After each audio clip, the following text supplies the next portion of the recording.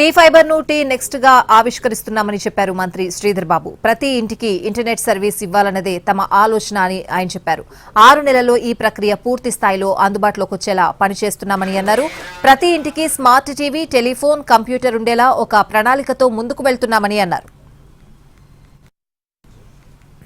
అంటే మేము ఈరోజు టీ ఫైబరు, టీ నెక్స్ట్కు సంబంధించిన సర్వీసెస్ నేరుగా ఇచ్చే క్రమం మాలో ఉన్నప్పటికీ,